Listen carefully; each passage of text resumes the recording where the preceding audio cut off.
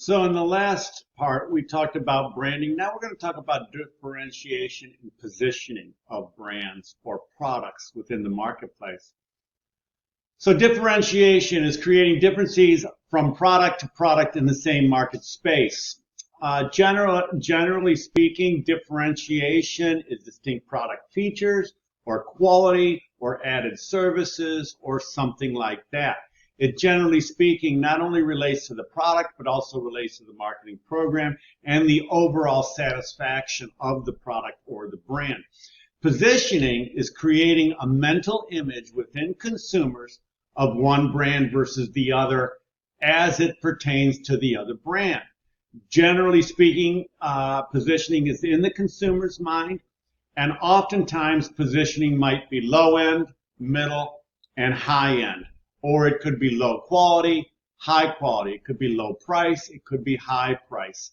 It could be good value. For instance, I look at Aldi's and I look at how Aldi's is positioned against, say, Wegmans. Aldi's is lower price but good value, whereas Wegmans is higher price but it's a better shopping experience. You look at how Under Armour is positioned against Nike. Under Armour is positioned as a clothing line that actually helps protect. Under Armour started as long underwear or long johns, and then branched out into outerwear and things like that, whereas Nike has always been in sporting goods, sporting equipment, and sporting apparel. You look at cars, a Lexus versus a Chevy. A Lexus is positioned high-end, supposedly higher quality, more status, whereas a Chevy is an everyday car. It's an every person's car. So you're creating a position in consumers' mind based on features, based on status, based on a lot of different things. Look at Apple versus Samsung. Obviously, Apple has a stronger brand position within the marketplace over someone like Samsung. So oftentimes people position based on a perceptual map. The perceptual map is in a consumer's mind. In this particular case, they're looking at cars versus expensive or distinctive, and affordable versus practical, and then conservative, say, versus sporty. And you have a lot of different ways. I remember when I was a product manager for contact lenses, I did a perceptual map, and I did vision, good vision versus bad vision, and comfort versus discomfort. And I would put my products based on how well a patient could see versus how comfortable those contact lenses were, because I knew that patients would wear contact lenses for two reasons. One, so they could see, and two, they would only wear them if they were comfortable. And so I would put my products on a perceptual map for that. So perceptual maps can be a lot of different things, but it's how you position a particular product against one another. The basis for differentiation oftentimes is the brand. Nike as a brand versus Under Armour as a brand. Disney versus Universal Studios. I think it's Universal Studios. Yes, Universal Studios. Apple versus Samsung. Microsoft versus, say, Apple or something like that. You look at features. You look at advantages. You look at benefits. You look at all of the different product descriptors, as well as service that goes along with those product descriptors. And sometimes service is a major part of that product descriptor. So if you take a look at, say, Bounty.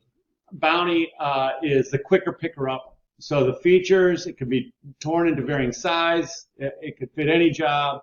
The benefits, more controlling, reduced costs, and it cleans very, very well. So positioning strategy. You can either strengthen a current position, find a new position, or find new things for a particular product. Champion has done a great job of strengthening their current position against other sporting apparel, particularly hoodies and other things like that. Champion used to be looked at as a cheaper brand, and now it is competing with the likes of Under Armour. It is competing with the likes of Nike and that type of thing. You can also find a new position by finding new uses for your product. For instance, what's that baking powder? Arm & Hammer. I was going to say Under Armour, but I knew that wasn't right. Arm & Hammer. They were baking soda, and then they found new uses for that baking soda. Now it's in toothpaste, it's in laundry detergents, it's a lot of different things. So they found a new position for the Arm & Hammer brand by finding new ways and new products and other things like that.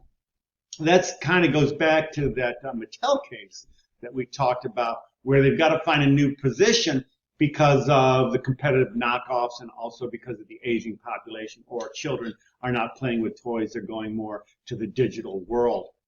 Apple is one of the key innovative type of companies, along with 3M. So managing brands over time, we're going to start with the product life cycle. Now, I've never, on a product life cycle, this book is new to me, but I've never had development stage as product life cycle. I always thought the product life cycle started with the introduction stage. Introduction stage, you can see actually the line is flatter. People are you're introducing the product, people are starting to become aware of the product, and you can see in the introduction stage, the profits are underwater. And then in the growth stage, that's when people start adopting the product, people start buying the product, that's when competition comes in. So right here in the middle of the growth stage is where competition comes in. People start looking at either lowering their prices, finding new uses, adding services to it. Then you have the maturity stage where sales flatten out. And then, of course, the decline stage as sales go off. The maturity stage, oftentimes, when we look at the BCG matrix, which we talked about all the way back in chapter 2, your cash cows are oftentimes in the maturity stage. You don't put a lot of effort into them. You don't put a lot of money into them. You just milk them.